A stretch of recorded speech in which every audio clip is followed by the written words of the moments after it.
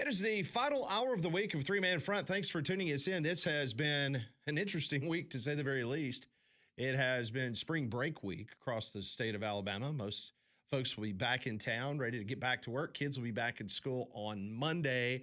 We'll have our whole gang back. Conrad will be back on the program with us. He's been filling in for Mac and Cube, who was out all week. They were down at Disney World, so hope they enjoyed the off time with their families. And we'll be back on Monday, ready to go, as we'll be talking a lot of spring football. And just maybe we will still have a team from the state of Alabama playing basketball. But Alabama's got a tall task tonight. 6:35 tip-off against the Michigan Wolverines. Meanwhile, down in Tuscaloosa, the football team had their first of 3 scrimmages during the spring session. And Kalen DeBoer spoke with the media, and he was asked about the quarterback competition between Austin Mack and Keelan Russell. And he said the following: "They did a great job, really. I love the aggressiveness that they have. They're not gun shy. They go and make plays, attacking whenever they can. They get the right opportunities with throws, and they're making the throws. And the guys are coming through, making the plays for them and catching it. I think they're gaining more confidence in the offensive line each and every day. That's going to take time. We know there's a lot of faces up front, but they're clear with their communication. That's not a lot that's catching them off guard, so they can go out and let their skills speak for themselves and make the plays." Yeah. That's what you want to hear. Mm-hmm. So pretty upbeat. I will continue to read some of the reports and some text messages I got from Tuscaloosa from scrimmage number 1. Look, based on the reports we've gotten so far, quarterback and offensive line, that's been the 2 things that everybody's kind of been focusing on. It sounds like, and I know they're not going to come out and say it's been dreadful, but it does sound like it's progressing the way that they hoped it would progress in those 2 areas. Excited about actually seeing some kind of simulation of a spring game. Mm-hmm. We get to see these guys throw a little bit. A little bit of basketball news. Head coach Stephen Pearl of Auburn has named Brian Cloman as the new general manager of Auburn University men's basketball program, coming from Louisville. And he spent a lot of time, 11 years, in fact, with Pat Kelsey. So Stephen Pearl had let it be known that he wanted a GM, and he went out and he found one. And so now can he find guys that can play in that system, play defense, and find a big man or 2. Opening day for the Atlanta Braves will take place tonight at 6:15. You can hear the game over on our sister station, 100.5 Jocks 2. They're taking on the Royals. The Royals finished last season with a record of 82-80, while the Braves finished 10 games under 500. On the mound tonight, you'll have Cole Reagans, 4.67 ERA last year. He was limited to just 13 games. He had a rotator cuff issue, and then he was shut down for the season. But in 2024, Reagans posted a 3.14 ERA, so he was a really good pitcher 2 seasons ago. Obviously, the Braves are going with Chris Sale, 2.58 ERA last year. And if you did not pay much attention to the Atlanta Braves during spring training, Austin Riley and Matt Olson, they had a really nice camp. Riley hit 357 with 5 dingers, while Olson hit 6 home runs with a 320 average. So, man, if you get that kind of production, Braves will be just fine offensively. Yeah, Matt Olson, he's good for playing games, has done a good job of not being hurt, but the problem that he's had is getting off to slow starts, and hopefully that translates. Braves offense got to be – that's what I'm focusing on because of the pitchers and the uncertainty with the guys that you right now have in your rotation, but also the guys that you don't feel like are coming back. Well, you need to score a lot of runs. Now, middle relief to bullpen is really, really good. Can your starters get you 5, 6 quality innings? And look, we lost our first 7 last year, Pat. See, if you win 2 out of 3 this weekend, you're a step in the right direction. I'm sitting here from doing all these analytics and breakdowns and what ifs. You know, we lost our first 7. We've already had Profar get popped again. Injuries, but we're going to go and we're going to play the game.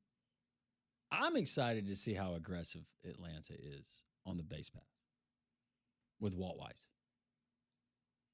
Does anybody bunt? Small ball. Small ball. But I need Acuna to steal a lot of bases and score a lot of runs. I came across this stat. I was looking at all the opening day rosters in Major League Baseball. How many former SEC players do you believe Atlanta has on their opening day roster? And that also includes a couple of guys that were SEC guys that's on the injured list for the Braves. Is this 40-man? Opening day roster. Opening day roster. You said former major leaguers? Former SEC players. SEC players.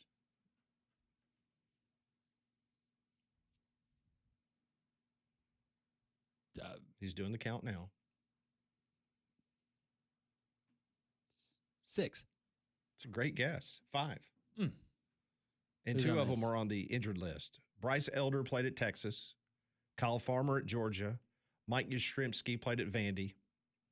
Hurston Waldrop, who's on the injured list, he played at Florida. And Danny Young, who was on the injured list, he played at Florida. Okay. Auburn has 5 former Auburn players on an opening day roster. Alabama, 0. Surprised me. Yeah. But Atlanta's got 5 former SEC players on their opening day roster. Wonder how many LSU has. Hold on, and I'll tell you. So I had the, let's see, 11.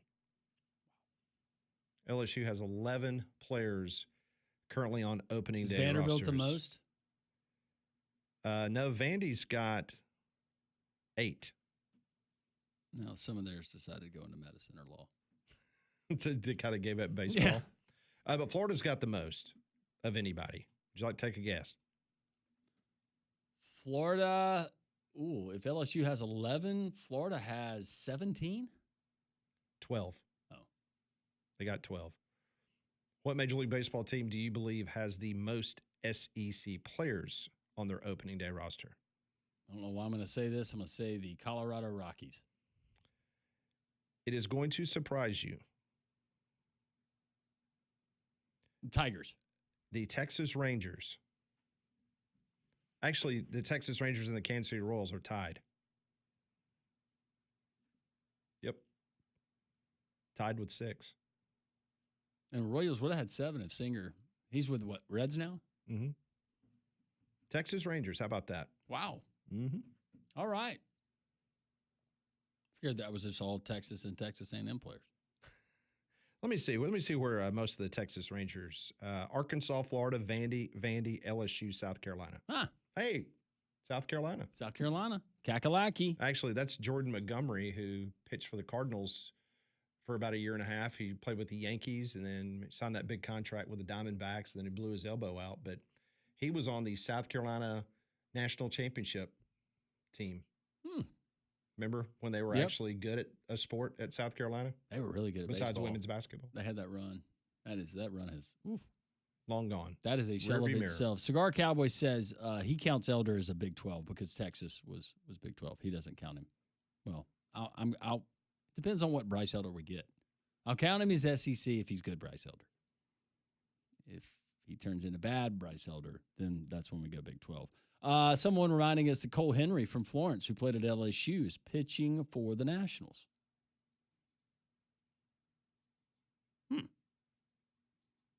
And Steve says, Landrum, I'll take a win as long as I get to watch the Braves. Steve, I'm guessing that you're still wondering how you can watch the Braves? Yeah, has there not been an announcement on a cable system for the Braves yet? Since we're hours away from first pitch? Yeah. Getting some text on Aiden Holloway, but we've had our laughs. Are they jokes? Yeah. This one, just seen A. Holloway in his new 2.1 jersey at the airport. Not getting on a plane to Chicago, but on a plane headed to Mexico, the weed capital of the world. Would that not be something if, like, he did come back to play and he changed his number to 21? Yes. Would that not be something? Or if they allowed 420 on the back of a jersey. Oh, my. Aiden Holloway gets a waiver for the number 420 on his jersey. Hey, you don't put anything past anybody anymore, right? No. We still got questions from Pat. Pat asked questions and the worst thing I've seen. All of that and more as we roll on this Friday. 3-man front on Jocks.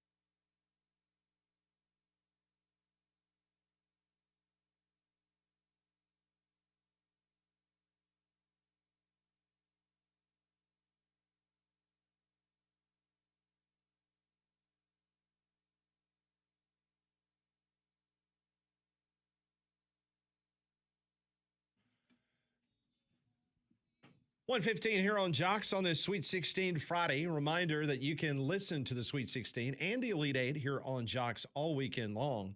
If you want to catch the Braves game, that can be heard over on our sister station, Jocks 2 100.5, and the very important SEC baseball series between Alabama and Auburn. That can be heard over on Jocks 3 AM 690. So you got plenty of opportunities to catch everything coming up starting tonight. Well, you can also catch everything at Big Whiskey's. They offer great food with plenty of big screens, and they have a full menu with something to please everyone in the most extensive bar in town. The outdoor patio and game areas is absolutely amazing for families. They're in the Stadium Trace Village near the Hoover Met, but they're also off of Tattersall Park as well, off of Highway 280. So this weekend, go and see our friends at Big Whiskey's. All right, so I was just telling you about the first scrimmage of the spring down at the University of Alabama. Some high praise for both the quarterbacks in the scrimmage. I'm trying to get a few more details in regards to some other players because I'm just sitting here reading some reports of what Kalen DeBoer had to say. He also discussed Michael Carroll, the outstanding freshman last year on the offensive line. Remember, he played at tackle. Yeah. He's now playing this spring. He's playing a guard position. So, and according to Kalen DeBoer, he says, we've rotated Michael Carroll in there sometime. Michael is so diverse. You know, he can play guard and tackle, and it's been great allowing him to see what he has to do and do his best, but also get some guys some reps. We need tackles. You know, Mike's going to be one of our 3 to 4 main tackles, no matter what. You know that. So we'll see how that develops over time. But he is Mr. Versatile. But if you're trying to move him to the inside, then obviously you've got your eye on somebody else that is going to, because I thought Michael Carroll, as a true freshman, played it very well at that position last year. Can they continue to develop quality depth? It's not the first 5, but does Alabama have an extra 2 or an extra 3, and they can do the hybrid role, where they can learn at least the guard and the tackle? They can play both. Do you have somebody else that can come in and play center? Because that's the biggest thing with, I think, a lot of these programs that have the offensive line troubles. It's usually an injury, and then, we were just counting on that 5 to get us through the season. We really don't have that next guy. Yeah. And it can make a huge difference. I mean, look what happened to Auburn last year. Do. Your center.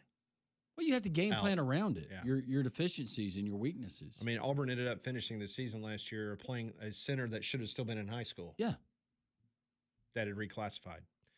So Alabama's schedule over the course of the next few days, they will be off Saturday and Sunday. They'll be back on the practice field on Monday, Wednesday, Friday.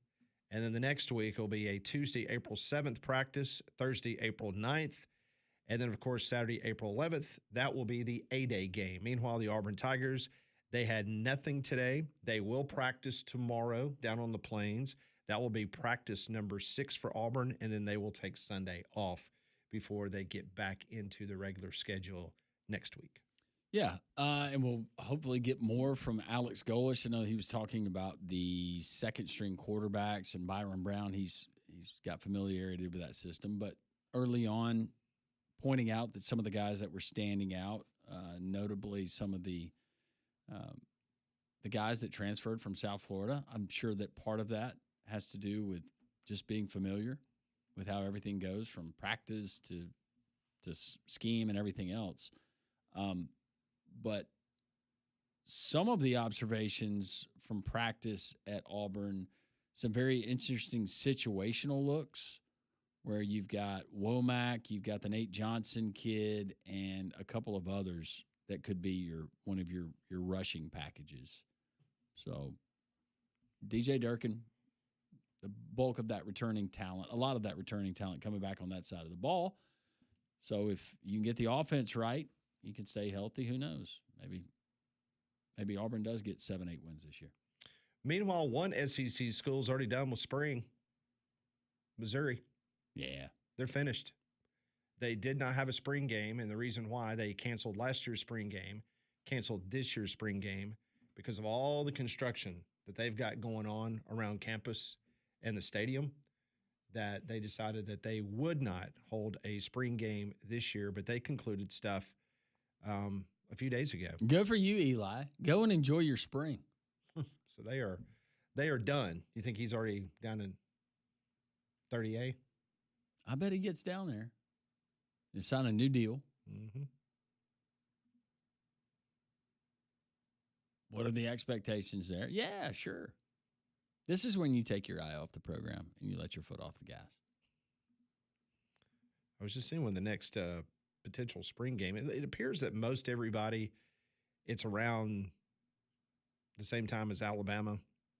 Florida's having theirs the same day. South Carolina's having theirs the same day. Tennessee, the Vols will be wrapping up their spring. When is LSU's? LSU just got started this week. They will have the end of their spring camp and their game on April 24th. Do you think Will Wade is a part of that game? I hope so. I'm sure somehow Lane Kiffin will incorporate Will Wade. Lane is quarterback for this team. Will's quarterback for this team. I don't know if Will can throw a football. Or maybe Lane will do like Saban used to have those pickup basketball games. Maybe Lane will be an active participant over at the Maravich Center with Coach Will Wade and have his coaches over there and just play pickup games. Yeah, I'm sure that's what'll happen. And Lane will want to play shirts and skins, and he would be skins. Or just everybody be skins. Just like he is on the pickleball court as he took down. I know Kirby that chest Smart. hair anywhere. You can Looked like he was take pretty your shirt off. He was pretty clean. You notice Kirby wasn't volunteering. He was like, no, Kirby. I see that guy over there with the phone that I'm sure has a camera on it, and you're not taking that picture of me. Go ahead, Lane. And there's no doubt that Lane Kiffin. Have fun with your That's 12-year-old teammate. That's probably Lane's personal photographer. Ah, Is probably just sitting there running his social media account. Oh, this will be great. I'm playing Kirby and pickleball. you mean that random photographer is the random person that ran him off the road? Yes. It was probably by accident. Yeah. I'm That was sorry, actually Coach. his photographer. Yeah, my bad. It was me. I'm sorry. I didn't mean to do got that. caught up in the moment. I thought I was going to miss the plane. So Alabama tonight takes on Michigan, Sweet 16. Can LeBaron Philon, can he put an up offense? Can Latrell Reitzel do the same? Aiden Sherrill, Amari Allen, those guys are going to be huge tonight. 436 and counting. That is the number of three-pointers that the Alabama basketball team has made tonight. That's how many they're going to need. If they make those tonight, they will win. I will go ahead and predict that right now. If they make 436 three-point shots. They've made 436 on the season, which is an Alabama basketball record. What if we tune in tonight? We're looking for Aiden Holloway, and then Duke and St. John's comes on, and he's in D.C. watching those games. Sure. We need to have some kind of Aiden Holloway game for tonight. Like a drinking game? Like every time he pops up on the screen? Well, I'm not going to be drinking. You're most likely, I'm guessing, not going to be drinking. Maybe you are. Maybe you got something crazy planned, but yeah, that's what we're doing. Yeah. No, but some kind of, I don't know. Maybe a drinking game for our listeners. Did y'all play a drinking game last night during the Nebraska game? Or the conclusion of the Nebraska game? No, the only drink I consumed last night was Dr. Pepper. I thought you were going tears, Well, but Dr. Pepper. that too. A salty Dr. Pepper. A with salty tears- Dr. Pepper. With tears in the Dr. Pepper. Used to make a flaming Dr. Pepper back in the day. Did you? Mhm. What did you, I can't remember. Can't remember how we did it. And then we did the one that I can't say. The Ends and Bomb. Gotcha. Yeah, I got scolded by one of our listeners across the pond one day for saying that. Mm. Didn't mean anything bad, but that's the way it was taken. But I can make those too. What mixed drink? Not the No, drink. I understand. Used to be able What to. mixed drink do you think that you made the most in college as a bartender? Ooh. Just off the top of your head. Oh, it would. What was the go-to drink of choice? Well, you get a lot of bourbon and cokes. Okay. A lot of bourbon and cokes. Do a lot of lemon drop shots. Kamikaze. You get a sex on the beach. And then that was when Jaeger and Red Bull and vodka really started. And I to this day, Jaeger and Red Bull, can't smell them, can't be around them. All that sticky syrup into the night, you just been smelling it. It's on your hands. It's on the bar top. It's on the people. It's on the people. No, if you want to curtail your nightlife, go be a bartender and absorb all of that until 2:30 every morning, and see if you want to go out clubbing on your nights off. Yeah, I would think probably not. No, working sober and serving a bunch of drunk people, it puts a whole new perspective on, all right, when I'm doing it, I don't want to act like that. Yeah. Drink responsibly. Have fun. Yes. All right, when we come back on Three Man Front, I've got some questions. Molly and Landrum will try to answer them. We'll wrap the week up with a Pat Ponders next.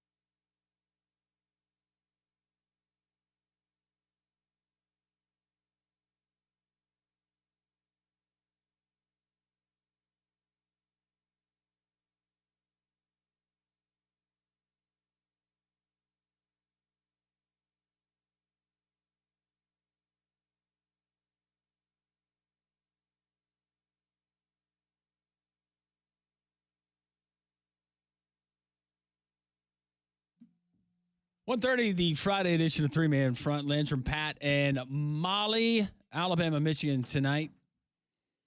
A part of the Sweet 16. We had 4 games last night. We get 4 tonight. Alabama and Tennessee, the 2 remaining SEC teams. Tennessee will take on Iowa State in the other action. Tell you about the Garage in Pelham, thegarageinpelham.com. That's the website you need to go and check out. First start when you go to the website. Look at the reviews. They're going to be 5 stars across the board. Folks from all over the state, they still bring their cars to be serviced by our friends at the Garage. It's a clean, professional lobby. When you walk in, you're going to have courteous professionals like Robert and Richie there to greet you. Hey, guys, hope you're doing well. Have a great weekend. And when you go in, they're going to take care of you. They're going to do what they say they're going to do, and they're going to treat you right. That's why they've been in business for so long. Locally owned and operated. It's not a national chain. These are folks that understand you. They live here in the community. They give back to the community and all kinds of charities. It's the Garage. Get the AC checked now before it gets scorching hot outside. They got new diagnostic machines, even the newest refrigerants. They can handle it. Check them out, thegarageinpelham.com, thegarageinpelham.com. Always tell them that Landrum from Jock sent you. All right, Landrum and Molly will try to answer these questions that I have compiled. This is Pat Ponders.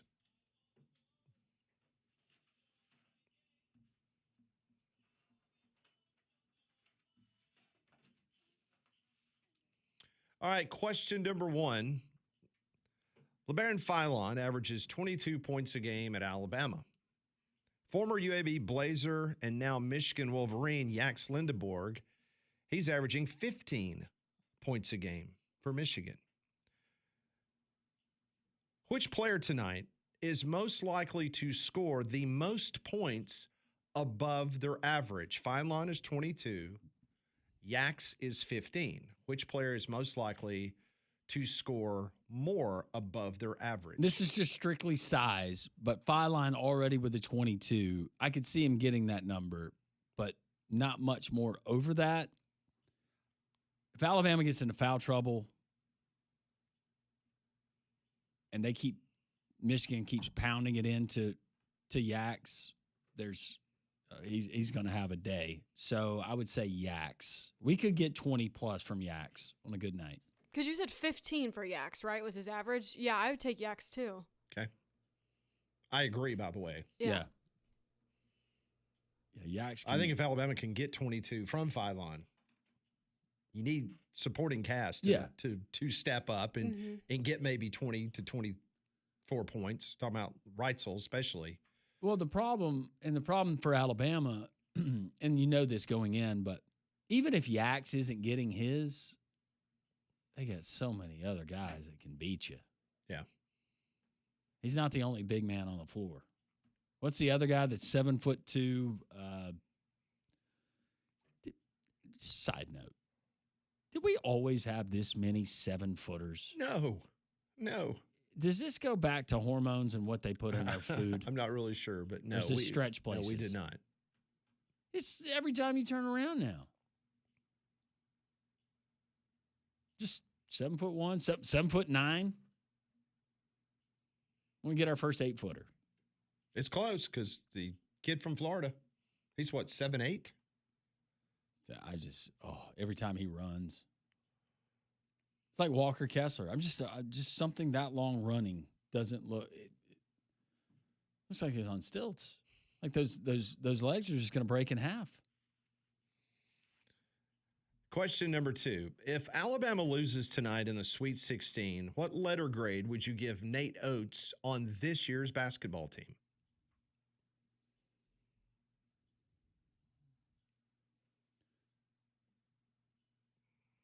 I would give it an incomplete.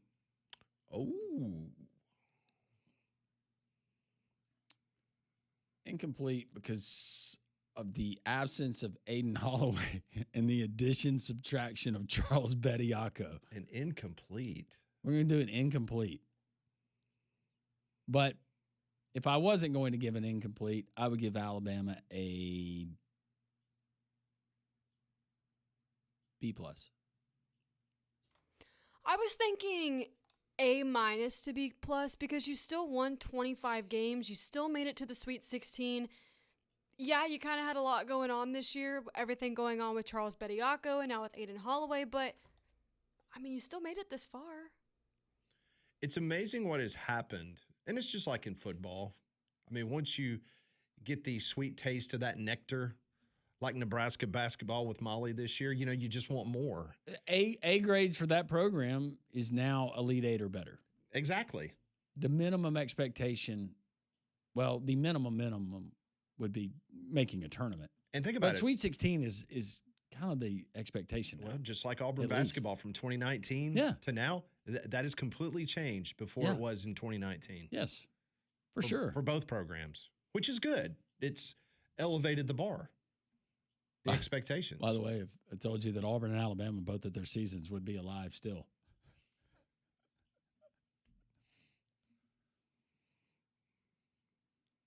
Question number 3, 14,673. 14,673. That is the record attendance at Louisville's Lynn Family Stadium. It's a soccer stadium, which is now home of the UFL's Louisville Kings.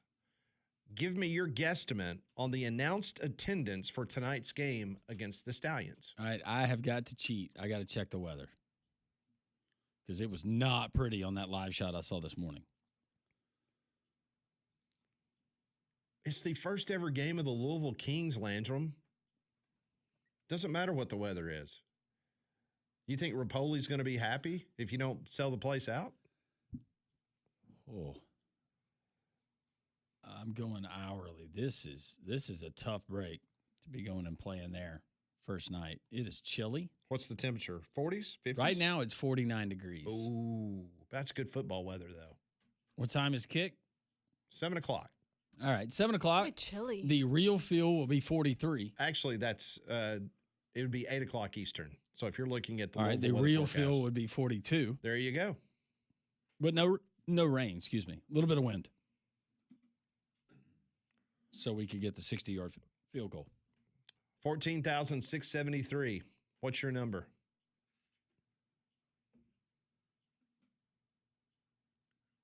They're counting actual fans turnstile. Louisville, that's good sports town. Announced attendance. 13,000. Excuse me, 23. Okay. I'm going to write this down for Monday. You said 13,023. Okay. Molly? I mean, call me a pessimist, but I was thinking like half of that. What? I was thinking like 8,000. Get them out. Sorry. Ship I'll them go out. 8,321. There you go. That will not cut it. We will see which the two of you get the closest. I hope I'm right just for that franchise, but I mean, the weather's not going to be that cold here. I mean, I'm just thinking weather. It's the first game. You got college basketball on tonight. Like, and I know Louisville's not in the tournament, but, you know. They still love They do their love basketball. their sports. Yeah, they love their basketball. So, Louisville was one of the top television markets. mm-hmm. That's another weird thing. Why would you schedule a game on Friday night of the Sweet 16 in Louisville, Kentucky? I mean, it's just. And Rapoli will be the first. And Rapoli, he's probably going to be at the St. John's game, right? Oh, I didn't think about that. Yeah. He probably will be. I mean, Yeah. he's the top donor of St. John's basketball, and his league is playing a football game, the first game that he has taken over as the lead investor. But he's going to be down there with Ricky P. In But DC, if in he's- DC. You think he'll be with Duke, or you think he'll be with Louisville, or with St. John's Duke in D.C.? I'm glad you pointed that out. I'm going to be looking for Be looking for that. Let's see here. for our owner. Hold on a second. Let me double check something. All right, so that game. Are you entertaining that he could take private jet? How did you know? 6:10 tip By the way, in DC. I've made that flight from Louisville to D.C. DC. It was not. Was it not private? long. No. 6:10 tip between Duke and St. John's. Does he show up like halftime of the Stallions game, or does he have to be at the He's there. the kickoff at He's 7? there. He's there for the kickoff. Or maybe he told Patino, look, you guys got this. I'll see you on Sunday. Yeah, I'll see you at the, Okay. Yeah, just keep your eye on that. See where Rapoli is tonight. You win Sunday, I'm taking you out for an Italian dinner. Well, Patino would absolutely know the best place for an Italian dinner there in Louisville. A nice back room. Table for two? Yes, we want to go where Patino was. Low lit. Yes. Great ambiance.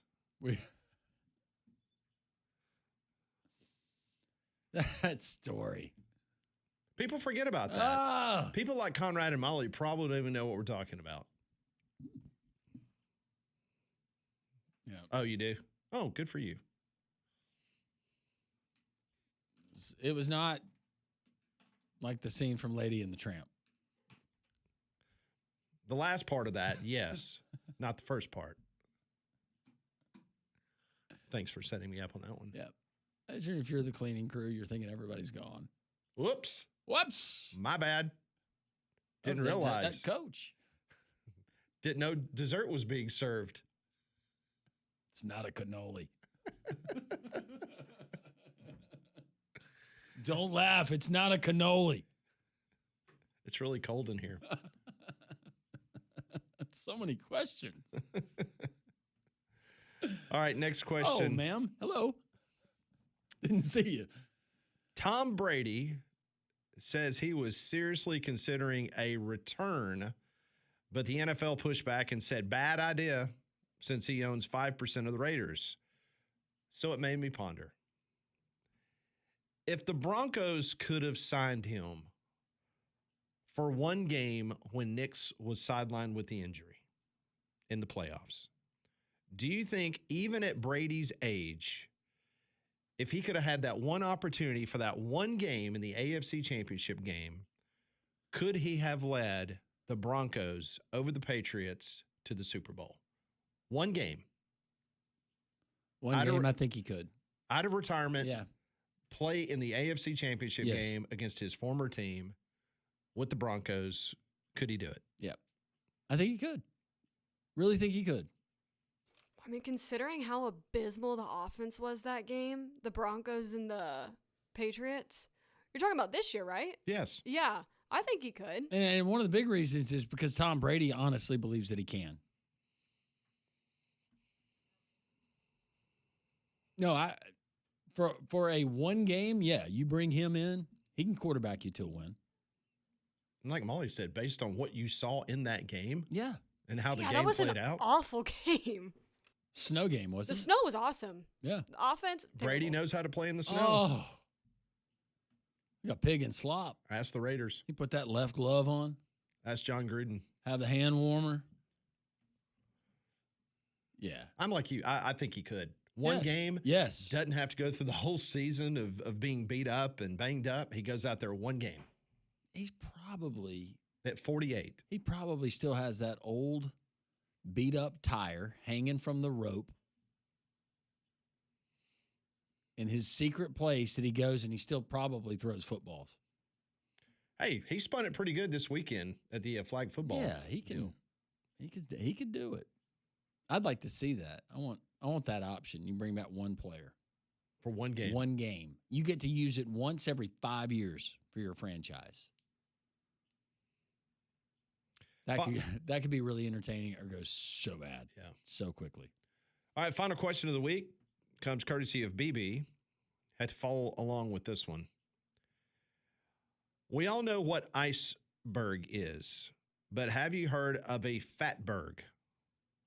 No. Australia's Sydney Water confirmed there is a massive fatberg estimated to be the size of 4 buses in a difficult-to-reach position under the wastewater plant. The mass, which is a collection of fats, oils, and greases, is believed to be the source of black balls that have been periodically being washed up on the shore in Sydney, around the beaches of Sydney since 2024. The blockage is located in an inaccessible overhaul of the plant and they're expecting it's going to take 10 years to clean this up underneath the plant. So BB asked the question, does news like this have you questioning your local water treatment plant? And are you only drinking purified bottled water from now on? You might already do that. We drink bottled water, but I'm not opposed to some tap water after a recent story that I saw.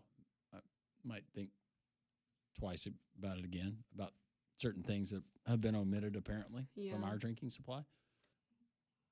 When you said the fats and the oils, though, I was thinking it was from the wastewater treatment plant, and you were getting leakage from that.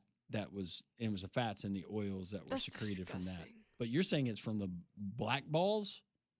Well, that's what the black balls are. Oh, the black balls yes, are because that. there is the leakage. Okay, so there is a liquid. This is not something else that's contributing to that. No, it's the leakage, and that's what is okay. ending So it up is on as the disgusting beaches. as we thought it was. Yes, sorry, that's gross.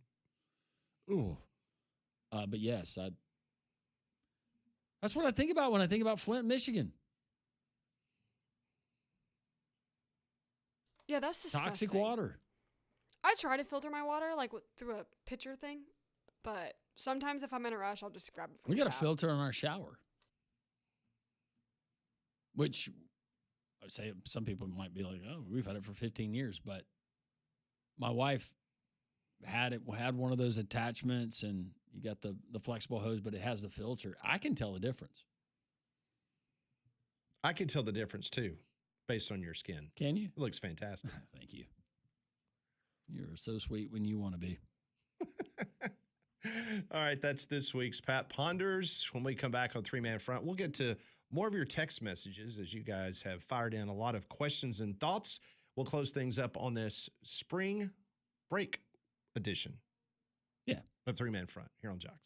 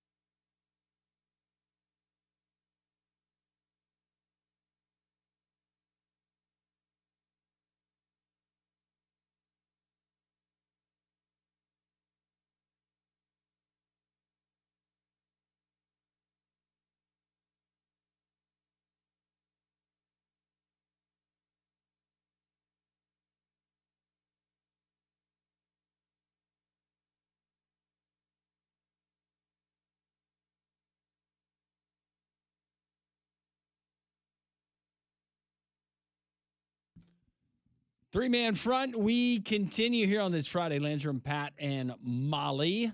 A lot of text rolling in throughout the show. We appreciate your interaction each and every day, whether it's on the phone lines or some of you who choose just to text in or do both. We always appreciate it. Can't do it without you guys. And more text coming in. We got UFL kicking off tonight. Stallions a part of that opener. New franchise, the Louisville Kings. Stallions 5.5-point favorite tonight. 5.5 points for the good guys. Giddy up. According to one of our listeners, the Louisville-Birmingham game is a sellout. Yes, I expect it to be a sellout. I just clarified with Pat, my guess on the attendance, this was based on butts through turnstile. But it's still a high number for me. Molly went much lower, more conservative. And I also didn't know it was a sellout. She's probably right about actual fannies and seats. But they're used to the cold weather up there. The feels like it's going to be around 42.